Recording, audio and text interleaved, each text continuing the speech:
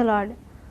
పచ్చిక బయలాన్ని ఈ కార్యక్రమాన్ని వీక్షిస్తున్న మీ అందరికీ మన ప్రభువును రక్షకుడు అయినటువంటి యేసుక్రీస్తు నామంలో శుభములు తెలియజేస్తున్నాను. ఈ ప్రోగ్రామ్ని ప్రతి వారం చూడండి, దైవాశీర్వాదాలు పొందుకోండి. ఈ సమయంలో మన దైవజనులు రెవరెండ్ డీజీ స్వరూప్ బాబు గారు వాక్య వర్తమానాన్ని అందిస్తారు. Praise the lord. ప్రభు అయిన యేసుక్రీస్తు శ్రేష్టమైన నామంలో పచ్చిక బయలు వీక్షకులందరికీ కూడా శుభములు తెలియజేస్తున్నాను. దేవుని యొక్క మహాకృపను బట్టి మరొకసారి దేవుని వాక్యాన్ని మీతో పంచుకోవడానికి దేవుడు అనుగ్రహించిన ఈ మంచి అవకాశాన్ని బట్టి దేవునికి వందనాలు చెల్లిస్తున్నాను. నా ప్రియమైన దేవుని బిడ్డారా, గడిచిన వారం దేవుని వాక్యం ద్వారా ఎంతో బలపరచబడ్డారని, మీరు చేసిన ఫోన్లను బట్టి ఎస్ఎంఎస్లను బట్టి మేము ప్రభుని ఎంతో స్తుతిస్తున్నాను. ఈ వారం కూడా మన విశ్వాసాన్ని బలపరచుకోవడానికి, మన యొక్క పరిస్థితులను చెక్ చేసుకోవడానికి దేవుని వాక్యం ద్వారా బలపరచబడుకుందాం. ఈ రోజున మనం ధ్యానం చేయబోయేటువంటి వాక్య భాగాన్ని మనం చూద్దాం. యోహాను సువార్త 5వ అధ్యాయం 1 నుండి 9వ వచనం వరకు ఉన్నటువంటి భాగంలో ఈ రీతిగా వ్రాయబడి ఉంది. అటు తరువాత యూదుల పండుగ ఒకటి వచ్చెను గనుక యేసు యెరూషలేమునకు వెళ్ళెను. యెరూషలేములో గొర్రెల ద్వారం దగ్గర బెతస్దా, హెబ్రీ భాషలో బెతస్దా అనబడిన ఒక కోనేరు కలదు.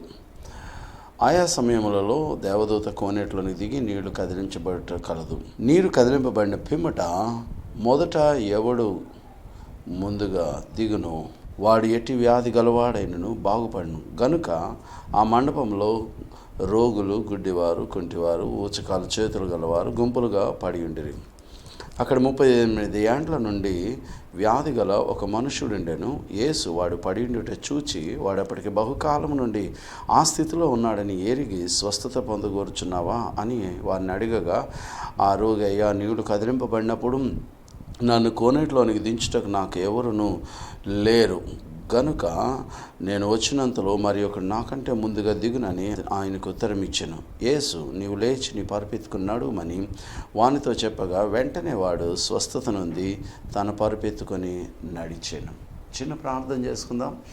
మిక్కిలి పరిశుద్ధుడైన మా ప్రియ పరలోకపు తండ్రి, నీ పరిశుద్ధ నామానికి వందనాలు, స్తోత్రాలు చెల్లిస్తున్నాను. నీ ప్రియకుమారుడైన యేసుక్రీస్తు శ్రేష్టమైన శక్తి కలిగిన నామంలో ఇదిగో ఈ సమయంలో మా తండ్రి మీరు ఇచ్చినటువంటి వాక్య భాగాన్ని బట్టి మిమ్మల్ని స్తుతించి ప్రార్థిస్తున్నాను. ఈ వాక్యాన్ని మా ప్రభువా మీరు దీవించండి, మా అందరితోనూ మీరు మాట్లాడండి, మీ నామానికి మహిమ తెచ్చుకోండి. సమస్త ఘనత, మహిమ, ప్రభావాలు మీకే ఆరోపిస్తూ మీ జీవంతో నింపమని, నీ పరిశుద్ధాత్మ శక్తి చేత నన్ను నింపమని క్రీస్తు పేరటి ప్రార్థన అడుగుచున్నాను తండ్రి, ఆమేన్.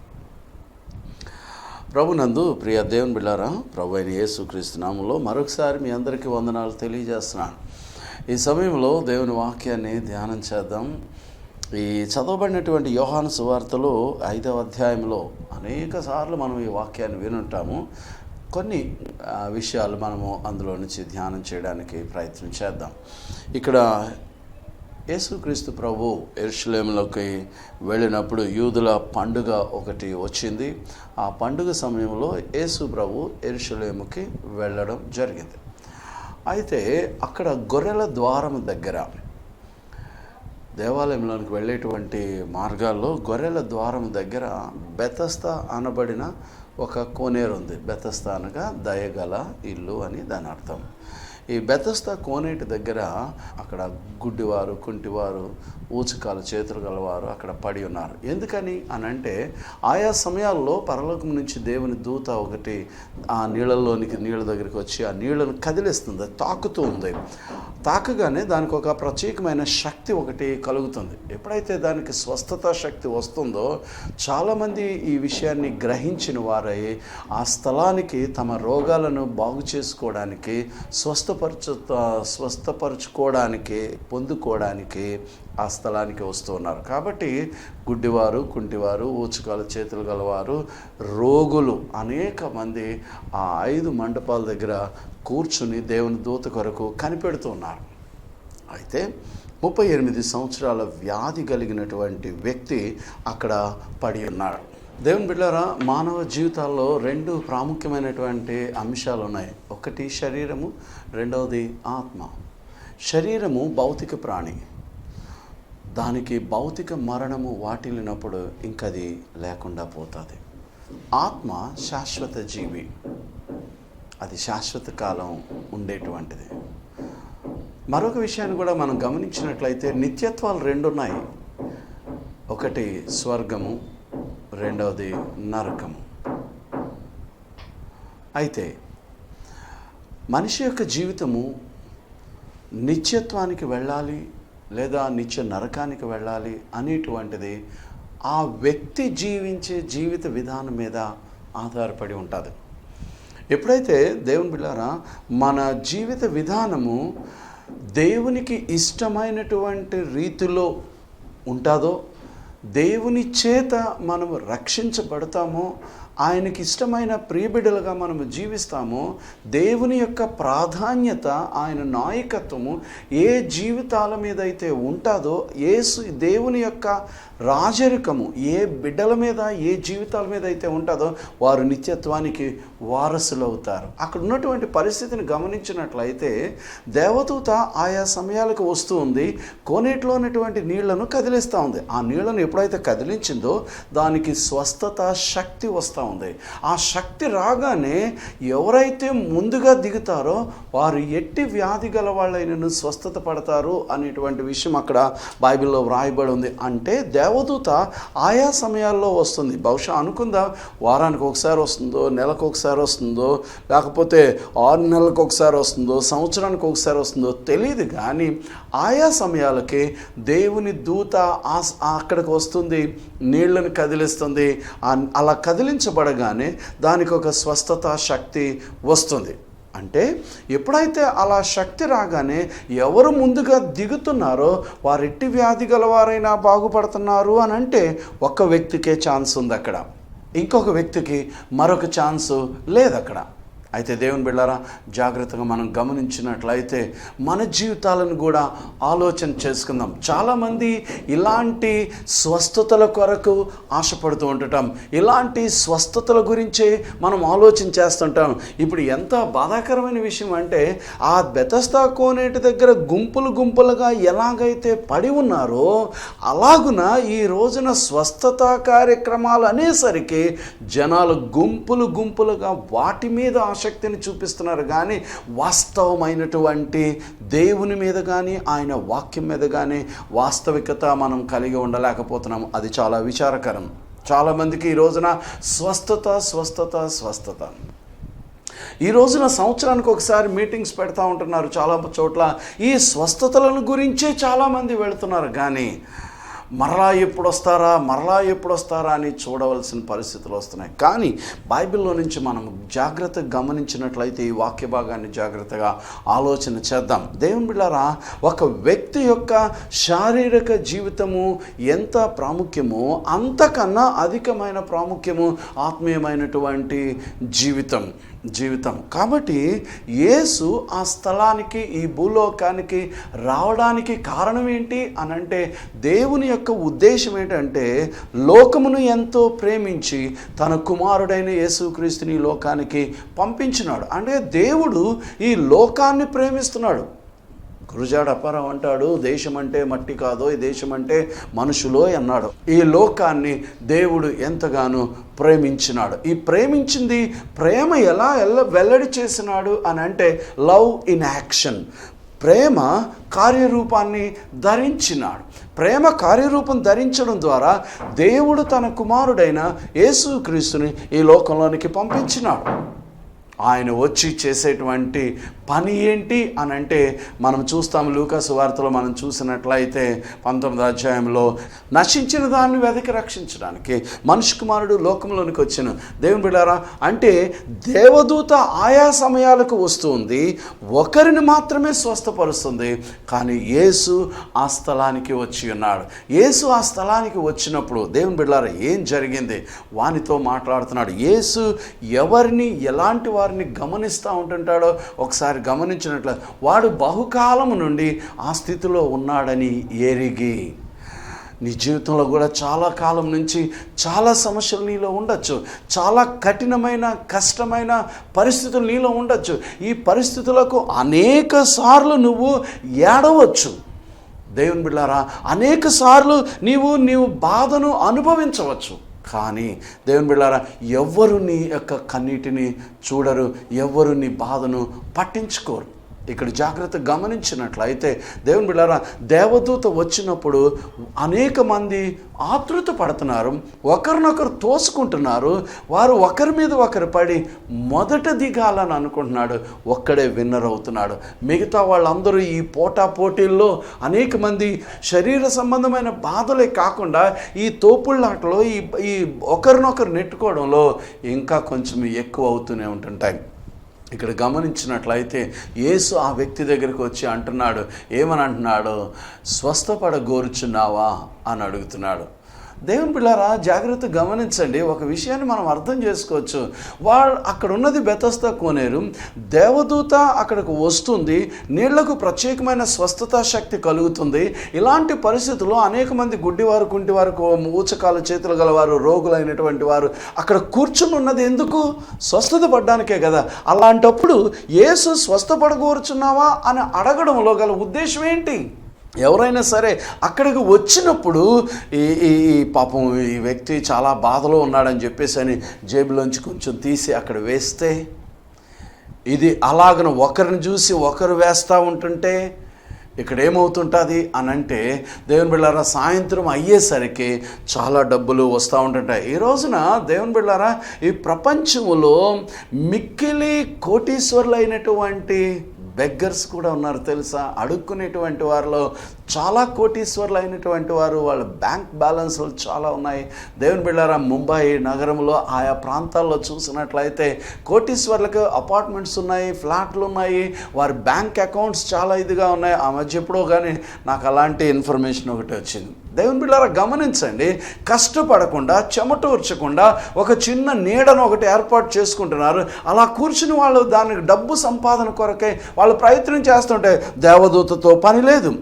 ఇక్కడ గమనించినట్లయితే వారికి ఉన్నటువంటి ఆ అంగవైకల్యము, లేకపోయినటువంటి వారికి ఉన్నటువంటి ఆ రుగ్మత, రోగంలో వీరికి డబ్బు సంపాదించుకోవడానికి అవకాశాలుగా చేసుకుంటున్నప్పుడు దేవుని బిడ్డలారా, స్వస్థత ఎవరికి కావాలి? అవసరం లేదు. కాబట్టి ఇలాంటి దానికి అలవాటు పడిపోయినప్పుడు నిజంగా స్వస్థత పొందగోరుచున్నావా? యేసు యొక్క ఉద్దేశం ఏంటంటే, నువ్వు నిజంగా స్వస్థత పొందుకోవడానికే ఉన్నావా? అలాంటి మనసు నీకు కలిగి ఉన్నావా లేదా అనేటువంటిది కూడా ప్రభు పరీక్ష చేస్తూ ఉంటుంటాడు. ఒక్కొక్కసారి దేవుని బిడ్డలారా, చాలామంది గమనించినట్లయితే ఒకసారి మా చర్చిలో ఒక ఆమెకి చాలా నీరసంగా ఉందని చెప్పేసి అని ఒక ఆమె వచ్చి నా దగ్గర చెప్పింది. అప్పుడు ఏదో ఒక కొంచెం విటమిన్ ట్యాబ్లెట్ ఏదో నా దగ్గర ఉంటేనే, అమ్మ ఇది వేసుకోండి కొంచెం బాగుంటుందిలే, నీరసం తగ్గుతుంది అంటే, నేను ఆవిడకి ఏదో ఇచ్చేస్తున్నాను అనుకుని ఇంకొక ఆవిడ వచ్చి ఆమె అంటుంది, నాకు కూడా అప్పుడప్పుడు నీరసం వస్తుంటుందండి, నాకు కూడా ఒకటి ఇవ్వండి అంటుంది. దేవుని బిడ్డలారా, ఇప్పుడు చాలామందిని చూస్తూ ఉంటుంటే నిజంగా స్వస్థత ఆశించి వస్తున్నారు, లేకపోతే ఇంకేదైనా ఉద్దేశాలు కలిగి దేవుని దగ్గరికి వస్తున్నారు. ఈరోజు సంఘాల్లో మనం చెప్పుకోకూడదు కానీ అందరూ దేవుణ్ణి ఆరాధించడానికే వెళుతున్నారా? ఈరోజు ఆదివారము అని చెప్పేసి దేవాలయాలకు వెళ్ళేది ఎందుకు వెళుతుంటారంటే ఆరాధించడానికి కొంతమంది వెళుతుంటారు, వారి కష్ట సుఖాలు ప్రభుతో చెప్పుకోవడానికి కొంతమంది వెళ్తుంటారు, నాయకులైనటువంటి వారు నాయకత్వం చేయడానికి వెళుతుంటారు, ఆ డబ్బు సంచిలో ఉన్నటువంటి వాటిని దొంగిలించడానికి, యూదా ఇస్కరియోతులాగా దొంగిలించడానికి కొంతమంది వెళుతుంటారు. మనం అనుకోకూడదు కానీ దేవుని బిడ్డలారా, దేవుని యొక్క పరిశుద్ధ స్థలాన్ని దర్శించేది ఎందుకు అని అంటే, వారి వారి కోణాల్లో వారి కలిగి ఉన్న ఉద్దేశాలను బట్టే వారు ఆ స్థలాలకు వెళుతూ ఉంటుంటారు. ఇక్కడ జాగ్రత్త గమనిస్తే వీడు ఏ ఉద్దేశాన్ని కలిగి ఉన్నాడో ప్రభు తెలుసుకోవడానికి అన్నట్లుగా వారి మనసులో ఉన్నటువంటి విషయాన్ని తెలుసుకోవడానికి, వారి యొక్క యథార్థ పరిస్థితి తెలుసుకోవడానికి దేవుని బిడ్డలారా వాని నోటంటవా వినడానికి ప్రభు ఇష్టపడుతూ అంటున్నాడు. దేవునికి తెలీదా వాడు ఏ పరిస్థితిలో ఉన్నాడు అన్నది? కానీ వాడు కూడా తెలియచేయాలి కదా.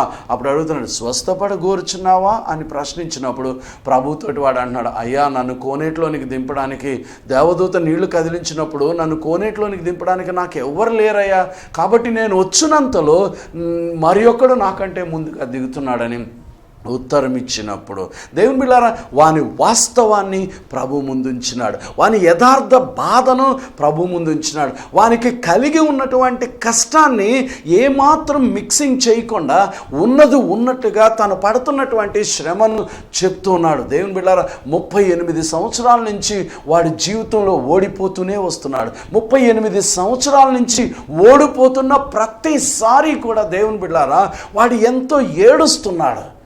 కానీ ఏ ఒక్కడు కూడా ఈ లోకంలో ఉన్నటువంటి వారిలో దేవుని బిడ్డలారా నీవు ఎంత ఏడుస్తున్నావో, ఏ పరిస్థితులను బట్టి ఏడుస్తున్నావో దేవుని బిడ్డలారా ఎవరు కూడా నోటీస్ చేయరండి.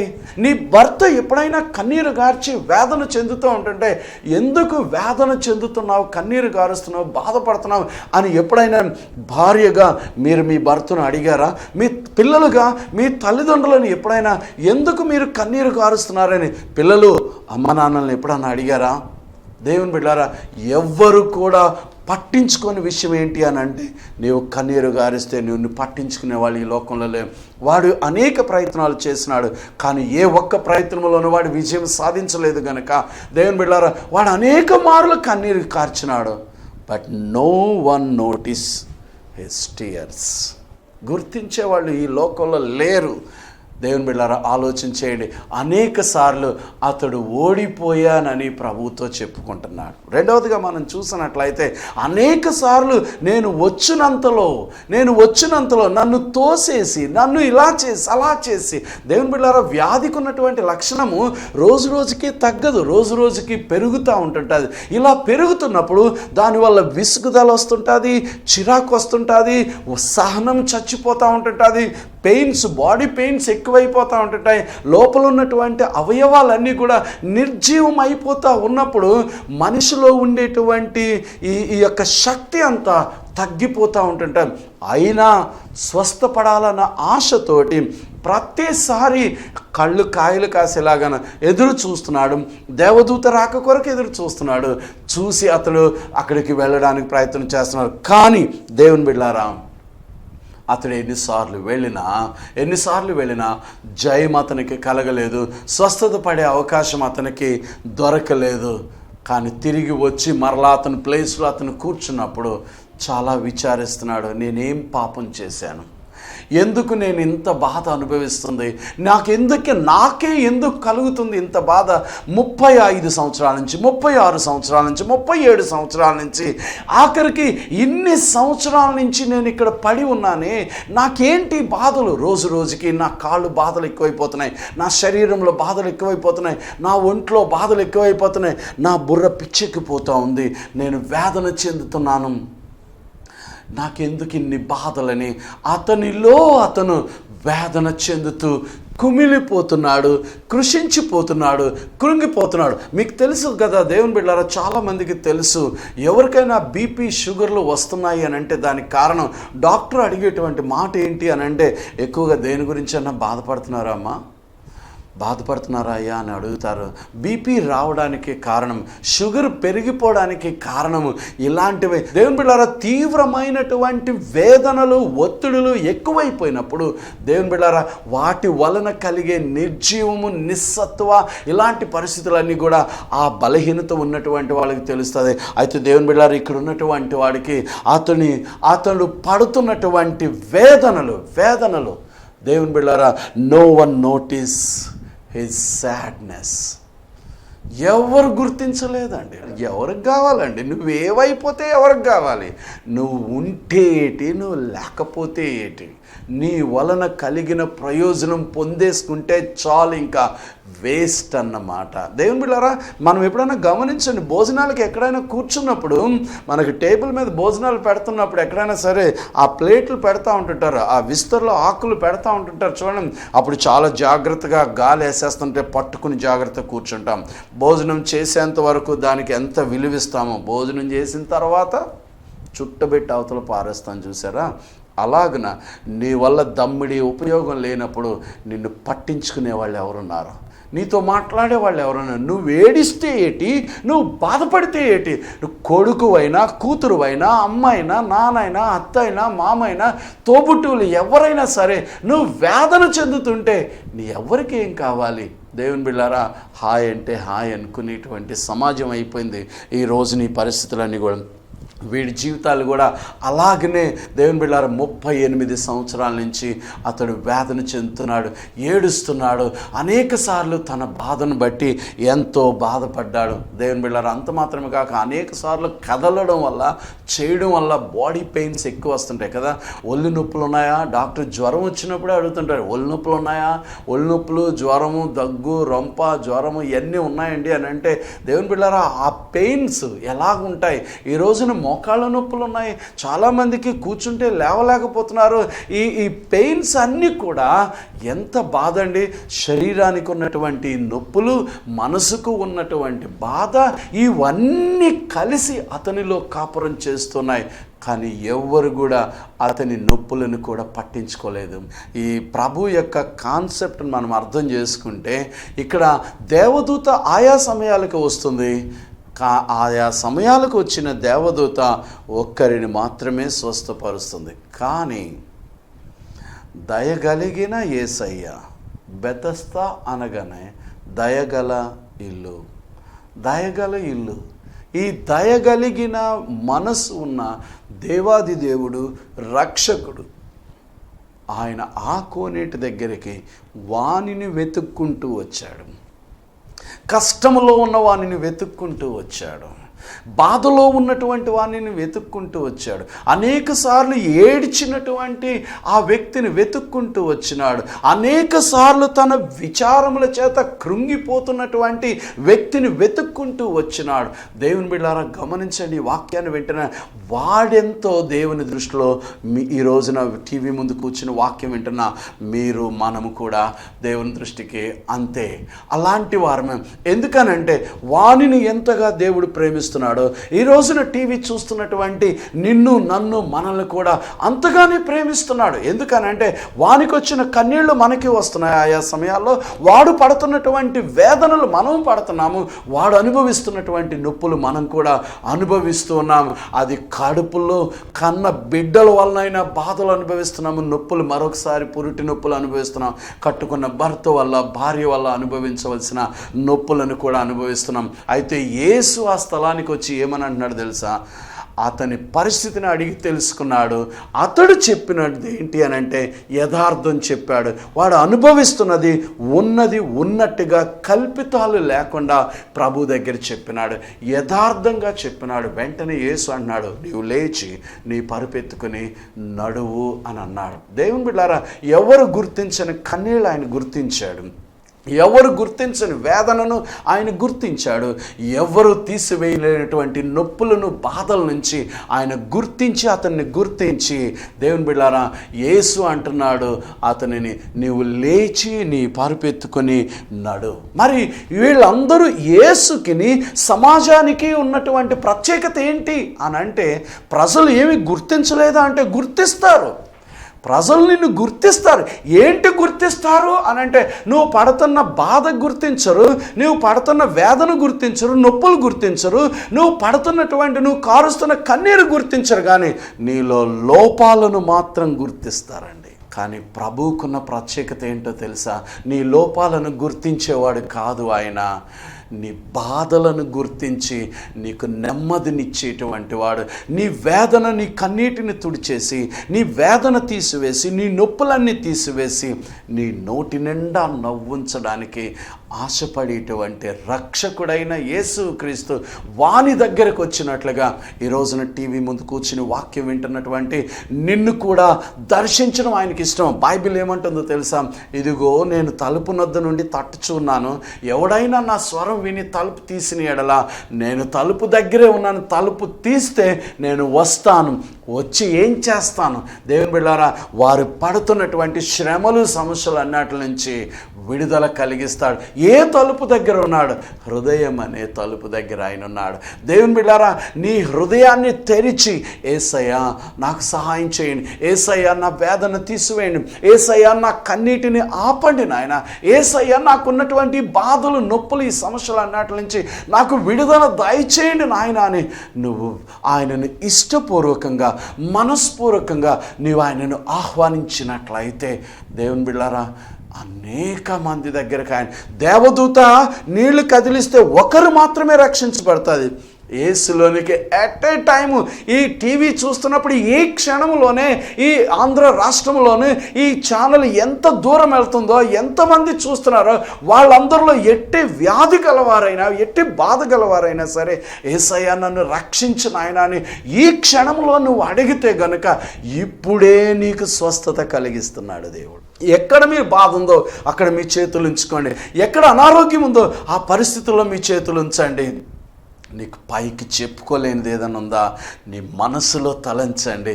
యేసు వానిని స్వస్థపరిచినట్లుగానే, యేసు వాడున్న స్థితిలో నుంచి విడిపించినట్లుగానే, యేసు వాడు పడుతున్నటువంటి ఆ నరక యాతన నుంచి రక్షించినట్లుగానే దేవుని బిడ్డలారా, యేసు ఇప్పుడు నిన్ను రక్షించడానికి ఇష్టంగా ఉన్నాడు. మరొక సంగతి తెలుసా, కోనేరు శరీరము వ్యాధులన్నిటిని మాత్రమే విడుదల చేస్తుంది, కానీ యేసయ్య నిన్ను పాపము నుంచి కూడా రక్షించేవాడై ఉన్నాడు. యేసయ్య నీకున్నటువంటి శాపకరమైన వాటి నుంచి నిన్ను రక్షించి నీవు లేచి నీవు ఉన్న స్థితిలో నుంచి సంతోషకరమైన స్థితిలోనికి వెళ్ళు అని అంటే వాడు ఆ స్థలంలో నుంచి లేచి దేవుని బిడ్డలారా దేవుని మాయంపరుచుకుంటూ వెళ్ళిపోయినాడండి. తలలు ఉంచి కళ్ళు మూసుకోండి. ఆ చేతులు మీకు ఎక్కడ బాధగా ఉందో అక్కడ మీ చేతులు ఉంచుకోండి. ప్రార్థన చేస్తున్నాను. పరిశుద్ధుడైన మా ప్రియ పరలోకపు తండ్రి, ఈ పరిశుద్ధ నామానికి వందనాలు చెల్లిస్తున్నాను. ఈ సమయంలో మీరు నాతో ఉండి మా ప్రభు ఈ యొక్క నాయన సువార్తను వెల్లడి చేయడానికి మీరు ఇచ్చిన కృపను బట్టి మీకు వందనాలు చెల్లిస్తున్నాను. దీవించండి నాయన, ఆశీర్వదించండి. వారి చేతులు ఉంచిన ప్రతి భాగాన్ని యేసు నామములో వారి రోగాన్ని అంతటిని కూడా బంధిస్తున్నాను నాయన. స్వస్థతనివ్వండి నాయన. ఇచ్చినందుకు నీకు వందనాలు చెల్లిస్తున్నాను. వారికి ఉన్న కన్నీరుని తుడిచివేసినందుకు నీకు వందనాలు చెల్లిస్తున్నాను. వారికి ఉన్నటువంటి మా ప్రభు శరీరంలో ఉన్నటువంటి అది నొప్పైన, పుండైన, గాయమైన, వాపైన, వ్యాధైన, దీర్ఘకాలపు వ్యాధైనా సరే నువ్వు యేసు నామములో దాన్ని తీసివేసినందుకు నీకు వందనాలు చెల్లిస్తున్నాను నాయన. అదే రీతిగా మా ప్రభా ఇదిగో ఈ యొక్క పరిచర్యకు సహాయపడుతున్నటువంటి బిడ్డల కొరకు ప్రార్థన చేస్తున్నాం. వారికి విస్తారంగా మీరు ఆ ఆస్తైశ్వర్యాలు ఇస్తున్నందుకు నీకు వందనాలు చెల్లిస్తున్నాను. ఇంకను మా ప్రభా అనేక మంది సహకరించడానికి వీరిని కూడా ప్రేరేపించండి, వీరి మనస్సులను కూడా ప్రేరేపించండి. ఈ పరిచర్యలో నేను కూడా భాగస్తురాలు అవ్వడానికి నాకు కలిగినది నేను ఇస్తాను, ఇచ్చి నేను ఈ సువార్త సేవలో భాగస్తుడిగా ఉంటానని వీరి హృదయాలను ప్రేరేపించండి. మీ నామానికి మాయం తెచ్చుకోండి. ఆకాశ వాకిండ్లను విప్పండి. పట్టజాలంతో విస్తారమైన దీవెనలు కుమ్మరించి మీ నామానికి మాయం తెచ్చుకోండి. ఘనత, మహిమ, ప్రభావాలు మీకే ఆరోపిస్తూ యేసు నామములో ఈ ప్రార్థన అడిగించున్నాను తండ్రి, ఆమేన్. తండ్రి, కుమార, పరిశుద్ధాత్మ త్రియేక దేవుడి దీవెన, కృపా, సమాధానం మీకును మీ ఆరోగ్యాలకును, మీరు ఏ భాగంలో అయితే చేతులు ఉంచుకుని ఉన్నారో, ఏ విషయాలైతే మనసులో తలంచుకున్నారో వాటన్ని విషయాల్లోనూ, ఆ పరిస్థలములన్నింటిలోనూ దేవుని తన కార్యాలు జరిగించి మిమ్మల్ని కాచి దాచి కాపాడును గాక. ఆమేన్.